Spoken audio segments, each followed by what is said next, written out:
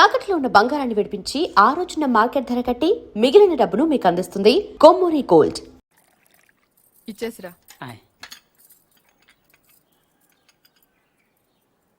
ఎవరికి? ఎవరో పొలం కొనడానికి వచ్చారు. మనం పొలం అమ్ముతున్నావా? బంగారం కొనుక్కుండాను పొలాలు అమ్ముకుండాను పెళ్లిళ్ళు అవుతాయంటే మీ అక్క పెళ్లికో 10 లక్షల దాకా కావాలి కదా, అందుకే ఒక 5 ఎకరాలు అమ్ముతున్నారు. ఎకరానికి 3 లక్షల పైన పెరుగుతుంది కదా. కాలువ పక్కన పొలం అండి. ఎకరానికి 40 బస్తాల పైన పడుతాయండి దాడవాకి. మీరు మరీ డబ్బులు అర్జెంట్ అంటున్నారు. రెండుకంటే ఇవ్వలేనండి. మరి ఇవ్వలేరండి. అవసరం మాది కదా అని మీరు మరీ అన్యాయంగా తగ్గిస్తున్నారు. అంతేనన్నయ్య, మనం అమ్మాలంటే కందిపప్పు రేటు చెప్తారు, కొనాలంటే జీడిపప్పు రేటు చెప్తారు. జోక్ మీకు అర్థం కాకపోయినా పర్వాలేదు, కానీ డబ్బులు మాత్రం వారం లోపు కావాలి, అది అర్థం చేసుకోండి. మీరు సంతకాలు పెట్టించే టైంకి 10 లక్షలు అనా పైసలతో సహా జమ కట్టేస్తానండి. కట్టేస్తారండి. మాది ఎడ్యుకేటెడ్ ఫ్యామిలీ అండి, అందరూ సొంతకాలే పెడతారు. మీ మనవడ గారితో కూడా పెడతాడు. అంటే పెట్టని కాదనుకోండి, భవిష్యత్తులో ఏ రకమైన గొడవలు రాకుండా ఉండాలని 3 లక్షలు విలువ చేసే భూమిని మరీ 2 లక్షలకు కొన్నానని కోపం అది ఉంటే అసలు మీరు భూమి అమ్మడం అంటేనే నేను నమ్మలేకుండా ఉన్నానండి. అసలు మేము ఎక్కడ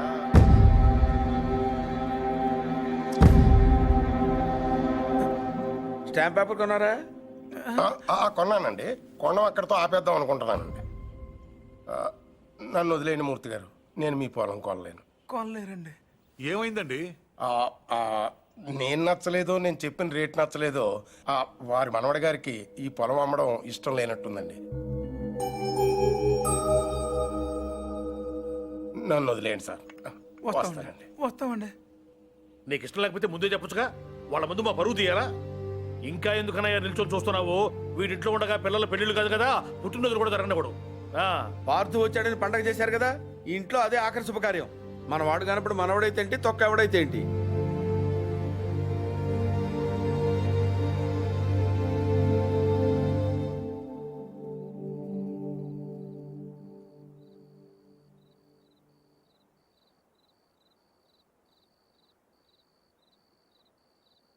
ఎవరు? పార్థు.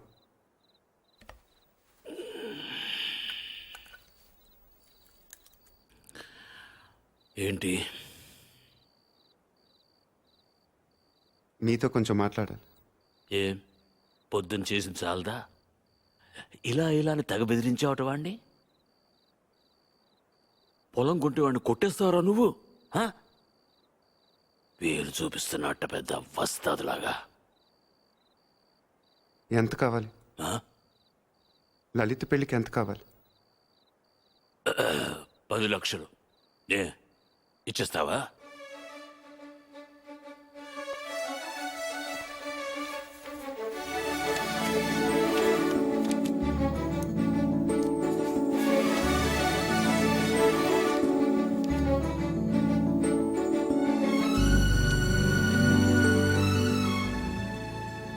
ఇప్పటిదాకా మీరు పోగొట్టుకొని చాలుతుంది. పొలం కూడా పోగొట్టుకోవటం నాకు ఇష్టం లేదు.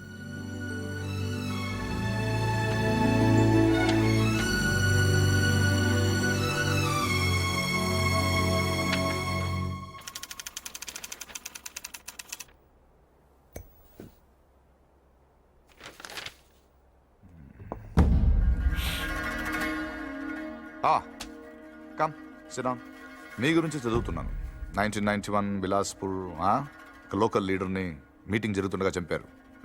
Well, coming to the point, రీసెంట్గా ఇలాంటిది ఒక మర్డర్ జరిగింది, అపోజిషన్ లీడర్ శివారెడ్డిది. ఈ విషయంలో మీరు ఏమైనా హెల్ప్ చేయగలరా? ప్రొఫెషనల్ చేశాడు ఇది. ఎలా చెప్పగలరు? టెలిస్కోపిక్ గన్, నుదుటి మీద బుల్లెట్, కాస్ట్లీ మర్డర్. ఓ, రఫ్గా ఎంత తీసుకుంటారు? 1-2 కోట్లు. అంతా? ఈ ఉద్యోగాలన్నీ మానేసి ఇలాంటిది ఒకటి చేస్తే లైఫ్లో సెటిల్ అయిపోవచ్చేమో కదా. సరే, అంత డబ్బు ఎక్కడ దాస్తారు వీళ్ళు? బ్యాంక్లో. బ్యాంక్లోనా? అక్కడ దాస్తామని మీకు కూడా డౌట్ రాలేదు కదా? నిజమే, ఈ కేసులో ఎటువైపు వెళ్ళినా అన్ని దారులు మూసిపోతున్నాయి. ఇది శివారెడ్డి మర్డర్ జరిగిన స్పాట్కి దగ్గరలో యాక్సిడెంట్ జరిగింది. ఒక కారు, ఓ పెట్రోల్ ట్యాంకర్ ఒకదాన్ని ఒకటి గుద్దుకున్నాయి. విచిత్రం ఏంటంటే ఈ రెండు బళ్ళు ఒకటే అద్దెకు తీసుకున్నాడు. అది వీడు. ఆ యాక్సిడెంట్లో వీడు పోయాడు, అక్కడ ఆగిపోయాం. వీడు చంపడు. వీడు నా దగ్గర పనిచేశాడు. వీడు ఎస్కేప్ మాత్రం ప్లాన్ చేస్తాడు. మర్డర్ వేరే వాడు చేస్తాడు. ఎవడు? నందు. నందు ఎలా ఉంటాడు? పొడుగ్గా ఉంటాడు. కళ్ళు ఎలా ఉంటాయి? వేటకెళ్ళేప్పుడు పులి కళ్ళు ఎలా ఉంటాయో అలా ఉంటాయి. కోపంగా, సూటిగా. వాడు మీకు దొరకడు.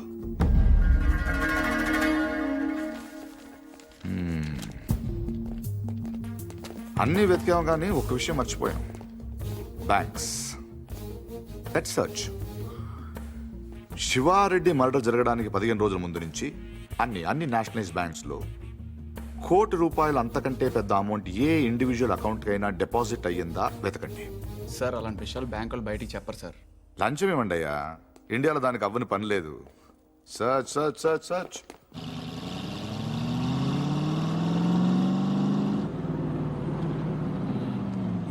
ఫ్రెండ్లకి ₹1,00,000 లోన్ కావాలంటే ఏం చేయాలండి? ముందు పాత లోన్ తీర్చాలి. అది తీర్చడానికి లోను.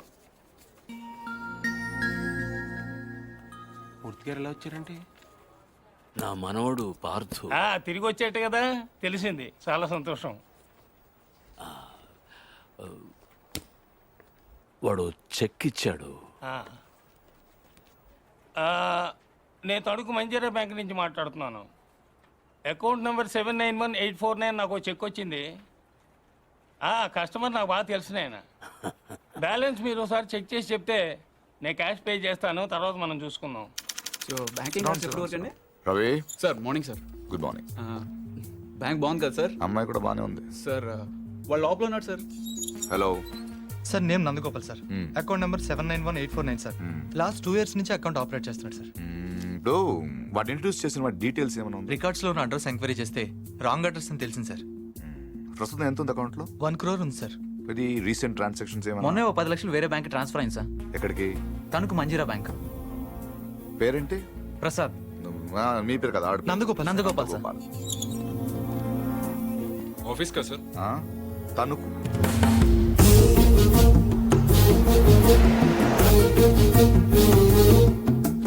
Anjaneya Prasad from audit department. ఎప్పుడు వచ్చారు సార్? ఈ క్వశ్చన్ వేస్ట్. మీరు చూస్తున్నాం కదా వచ్చాను. పైన పెద్ద గడియారం ఉంది, చూసుకోలేరా? నా పేరు దత్తు సార్. నేను అడిగానా? ఏం కావాలి సార్?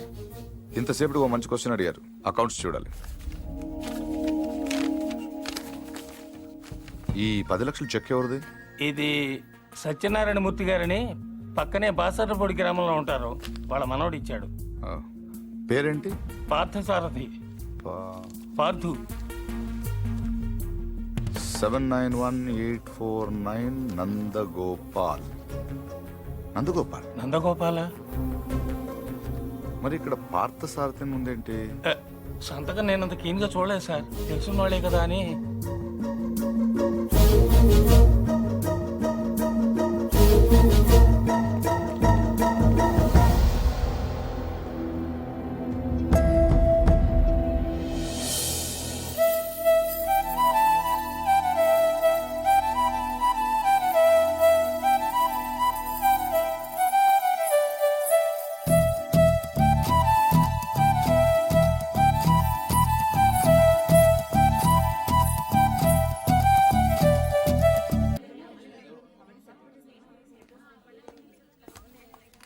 హలో నందు.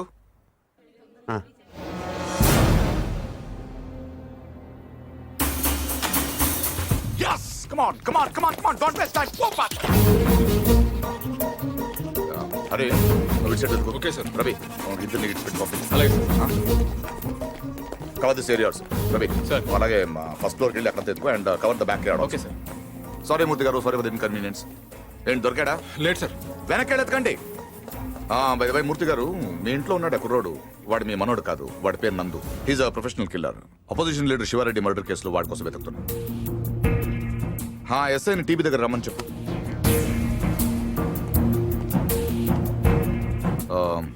I'm sorry to say this. మీ మనోడు ట్రైన్లోనే పోయాడు. వాడి బాడీ గాంధీ హాస్పిటల్ మార్చరీలో ఉంది. ఏంటి? దొరకలేదు సార్. నాకు తెలుసు వాడు దొరకడు.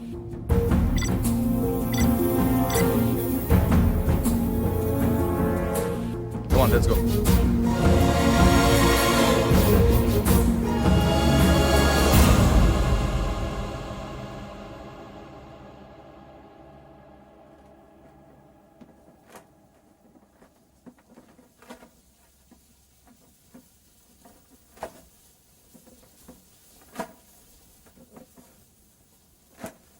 అసలు ఇంట్లో ఉంది మనవాడో మనవాడు కాడో ఎవడో బయటోడు వచ్చి చెప్తే తప్ప తెలుసుకోలేని స్థితిలో ఉన్నాం మనం. వాడు వచ్చాడని ముగ్గులేశారు, వాడు తింటాడని గారెలేశారు, వాడు వారసుడని మా మీద కేకలేశారు. ఇప్పుడు చూడండి, నలుగురిలో ఎదవలం అయిపోయాం.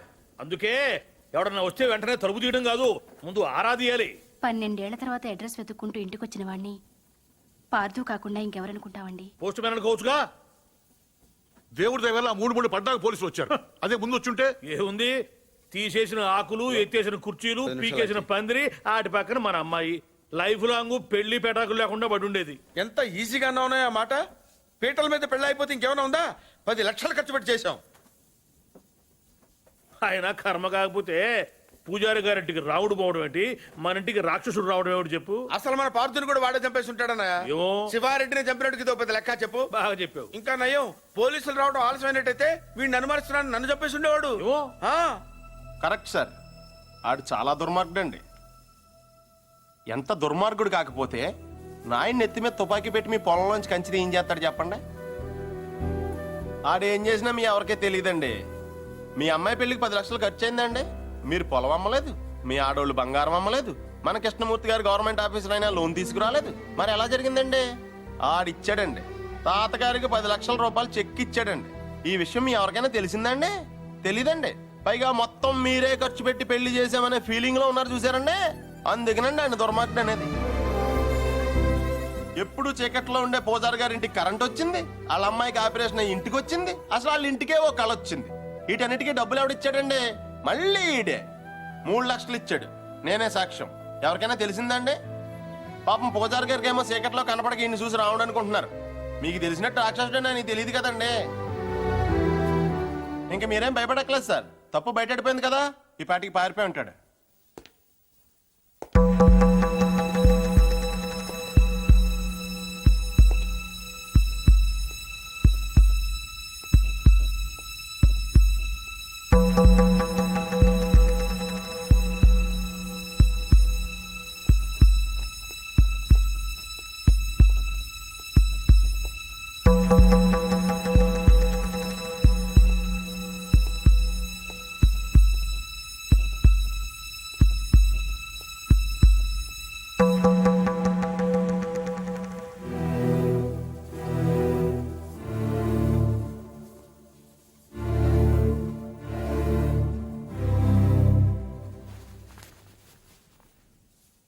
నిజం చెప్పే ధైర్యం లేనివాడికి అబద్ధం ఆడే హక్కు లేదు. నాకు ధైర్యం ఉంది. అందుకే పార్థు లేడని నిజం చెప్పడానికి ఇక్కడికి వచ్చాను. కానీ ఆవిడని చూశాక పార్థు రాలేడని చెప్పాలనుకున్నాను.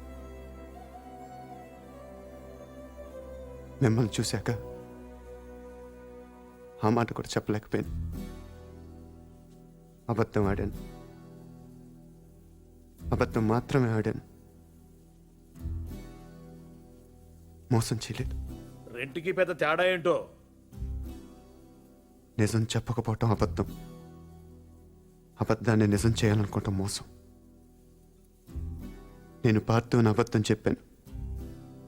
నేనే పార్థు అవ్వాలని మోసం చేయలేదు. అందుకే ఎవరు అనుమానించినా భరించాను. ఎవరు అవమానించినా సహించాను. ఎవరు ప్రేమించినా తలంచాను. పోలీసులకు దొరకకుండా తప్పించుకున్నా వెనక్కి తిరిగి రావడానికి కారణం ఒకటే ఈ ఇంట్లో నేను సమాధానం చెప్పాల్సిన మనుషులు 2 ఉన్నారు. ఒకళ్ళు మీరు, ఇంకొకళ్ళు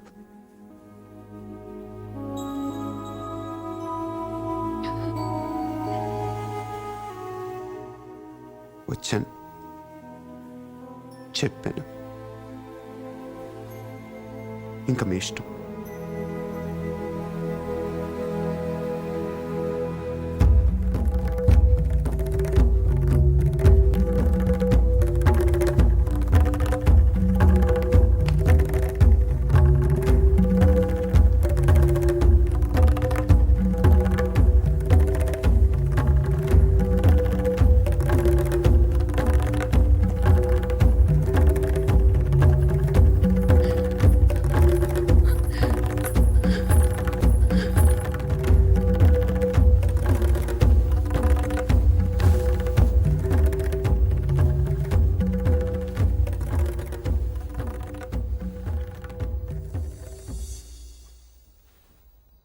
కింద వాళ్ళందరూ నిన్ను రకరకాల ప్రశ్నలు అడిగారు.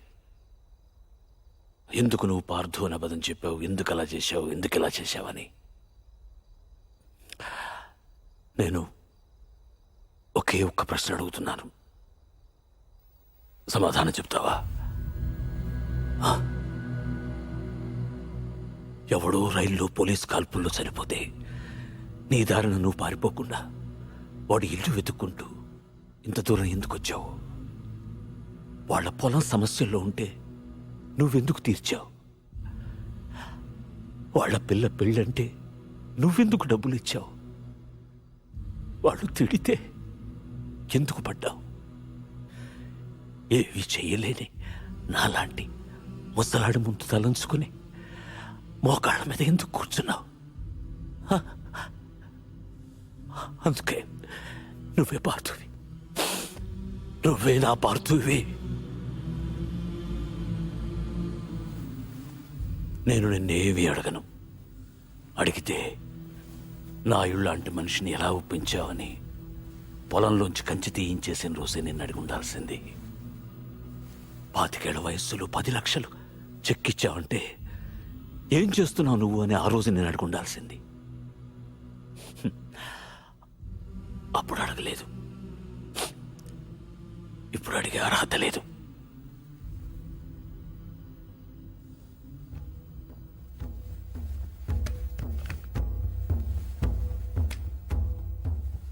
ఇది నా కొడుక్కు నేను కొనిచ్చాను.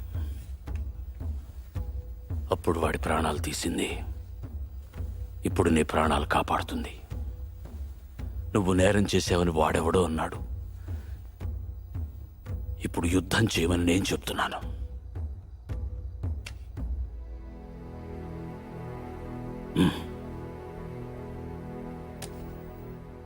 వెళ్ళు, గెలిస్తే రా, కలవకపోతే నువ్వేమైపోయావనే నిజం నాకు తెలియనివ్వకు.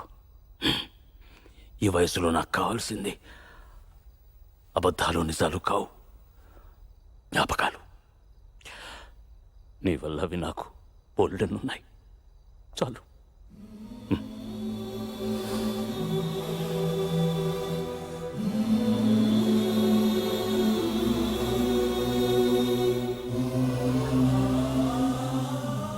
జాగ్రత్త.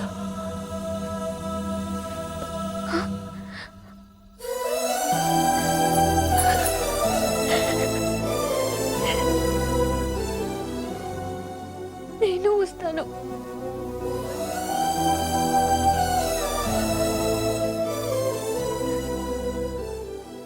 నేనే వస్తాను.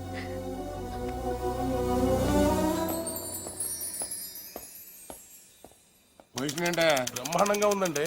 ఉత్తరాంధ్ర కూడా స్వీప్ అని అంటున్నారు. 30కి దగ్గర 30 అంటే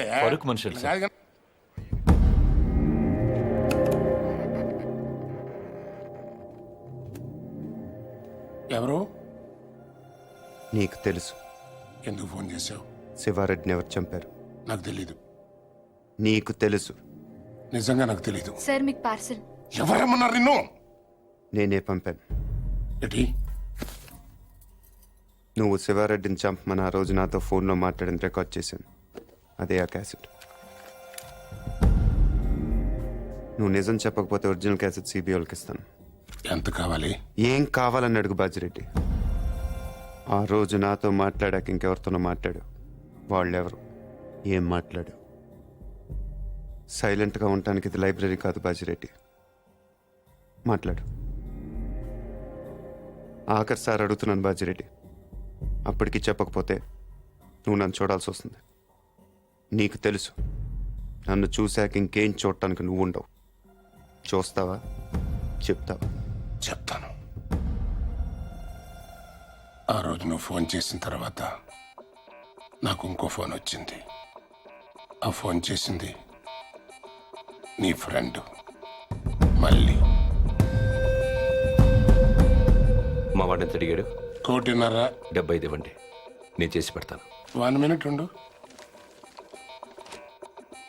మరీ 75 కాదు కానీ 2 కోట్లు ఇస్తా, తీసుకో. కానీ మిస్ అవ్వకూడదు, వేసేయాలి. ఆఫర్ నచ్చితే ఆదివారం గెస్ట్ హౌస్ వచ్చగలరు. సరే.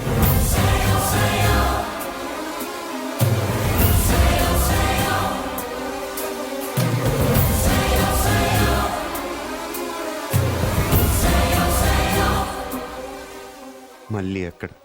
కావాలంటే నువ్వు వాడిని చంపేసుకో, నేను అడ్రాను.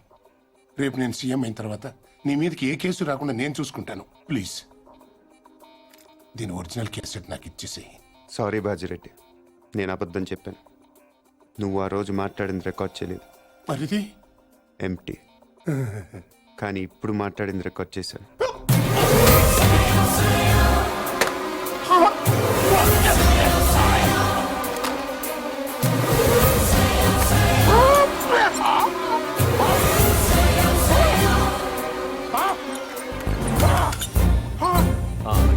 ఏంటి ఎంతసేపు? ఫోన్ డెడ్ అయింది. చాలా బిజీగా ఉన్నారు. ఈవినింగ్